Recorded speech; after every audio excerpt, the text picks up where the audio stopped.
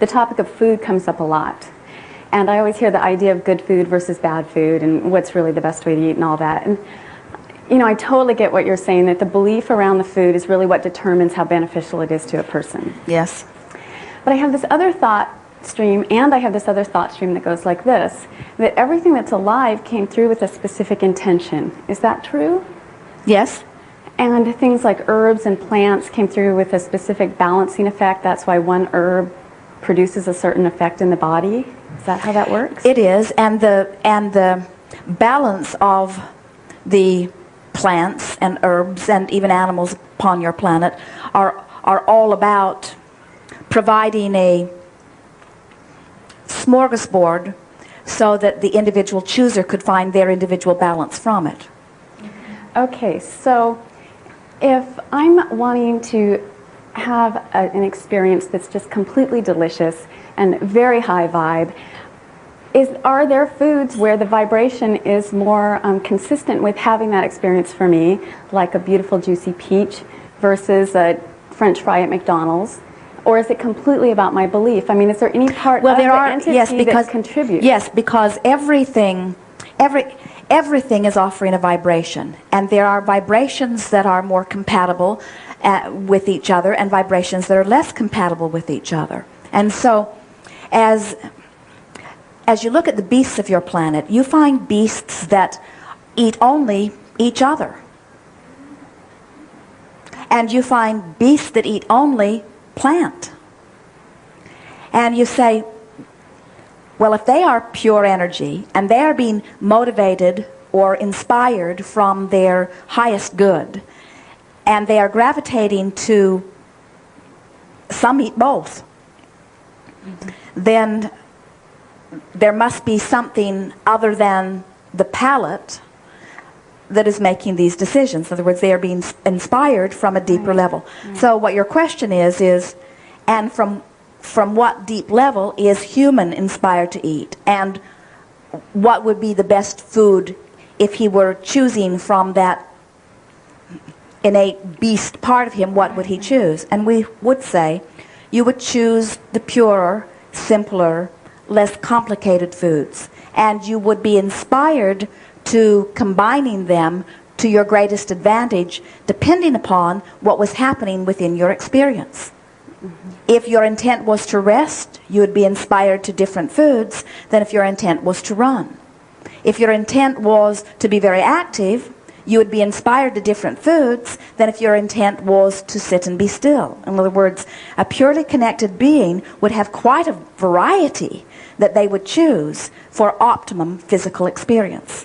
You would get so that you would just sense the vibration of the food, and it would call you. In other words, your desire would be identified, the vibration of the food vibration is already identified, and the manager would bring you together. You would eat fewer processed foods.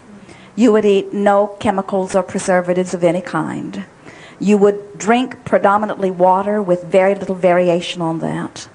In other words, there are things that from that beast-like place you would gravitate to. Great. Thank you. We're wanting to add to that the belief that you hold about anything that you eat is 1,000 times more important than anything we've just said. Mm-hmm. So if I line both of those up, then I've really got it. You have it. In other words, here's the big thing. If you are happy when you eat, if you are happy when you eat, then whatever you are eating has a much better probability of serving you in the way that you intend. If you are guilty when you eat, you are eating under a blanket of resistance. Mm-hmm.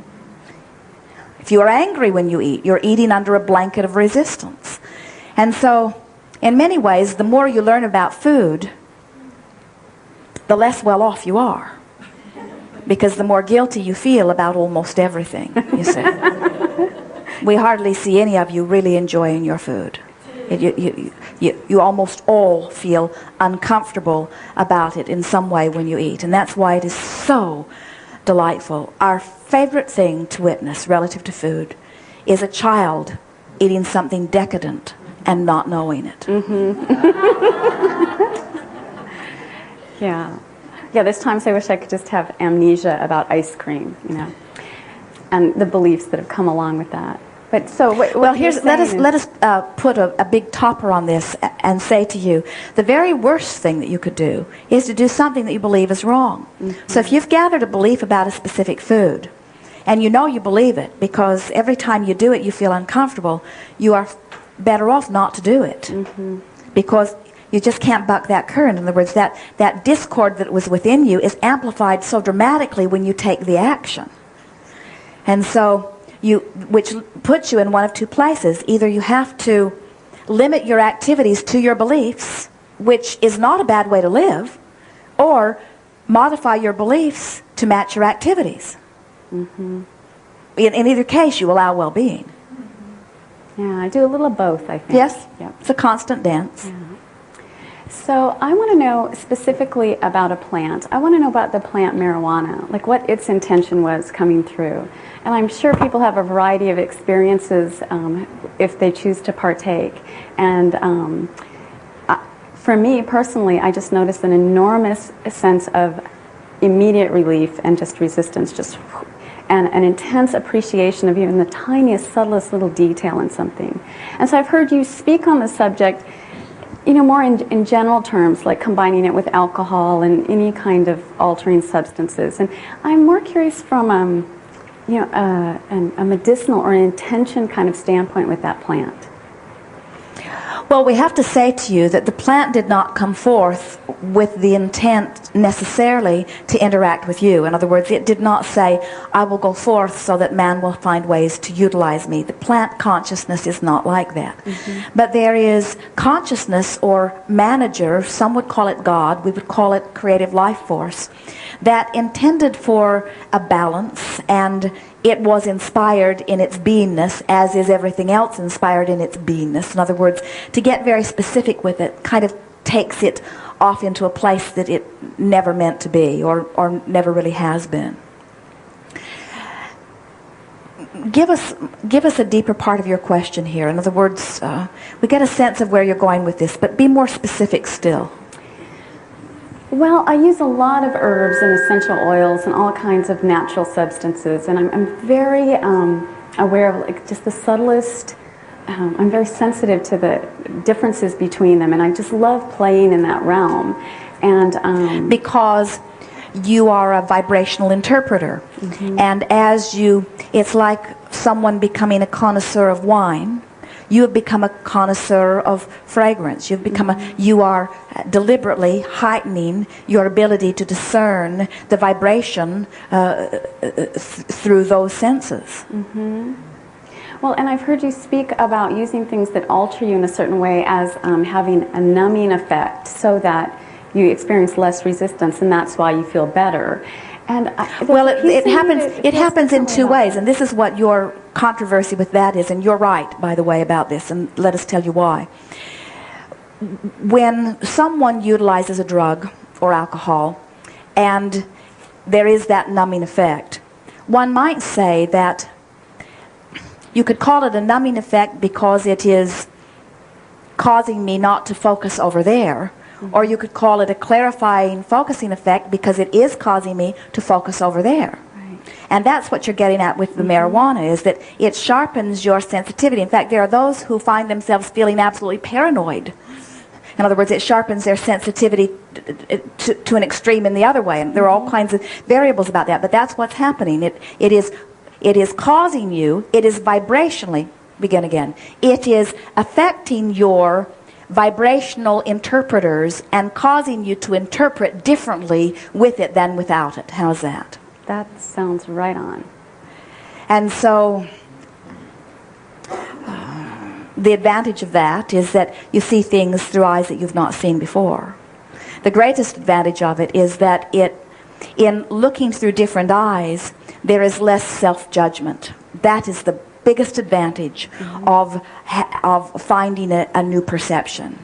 That's what being in love, that's the advantage of being in love. When you are in love with someone and they are focused on you and you are focused upon them, you begin to see yourself through the combining of your eyes and their eyes. And the more perfect they find you, the less self-loathing you usually are yourself. Mm-hmm. And so it's the same sort of thing. It is the gaining of a new perspective. Now, we talk all day, every day about the including of the perspective of who you really are within your gaze. In other words, that's what the art of allowing is about too. It's about allowing who you really are to be the dominant perceiver within you. And when you allow who you really are, you may have heard us express Esther's experience as she was one day waiting for Jerry at the gate, and she stood there waiting, joyful in her moment. And all of a sudden, she felt a extreme altered state of consciousness where all of her physical senses were heightened beyond anything that she'd experienced before. Fragrances that she could not identify were moving through her. Sounds of birds and creatures that were so far away she could not see them, but she could hear them as if they were sitting all around her. The colors in the sky, all of her physical senses exaggerated to the point that she wondered if she was still alive. And then she said, "Abraham, it's you, isn't it?" And we said, "You've caught us again. Peeping through your eyes, smelling through your nose, hearing through your ears, feeling through your body." In other words, she had, in her moment of appreciation, and by the things that had happened, she had brought herself to a place of such full allowing of that which we were about, that she was able to see her life through our eyes, you see. And that's almost what you're talking about happens with these mind-altering drugs. It distracts you from your usual track and gives you an opportunity. Now, what happens is, you hear us talk about thought forms or vibrational rivers or streams. There are all kinds of thought forms that surround you. In other words, as the people who participate in this room, once we are all no longer here, will benefit by the vortex that has been opened here. In other words, there are good vibes here as a result of what is taking place here. And while they may not be able to pinpoint it precisely, the party that will ensue here will benefit from what has transformed before. And almost every place and moment in time is affected by something that has been focused there. In other words, as consciousness focus, it affects the surrounding vibrational field. So, as physical beings experience, we're using your words, the mind-altering substances, depending upon what their vibrational nature has been prior to that.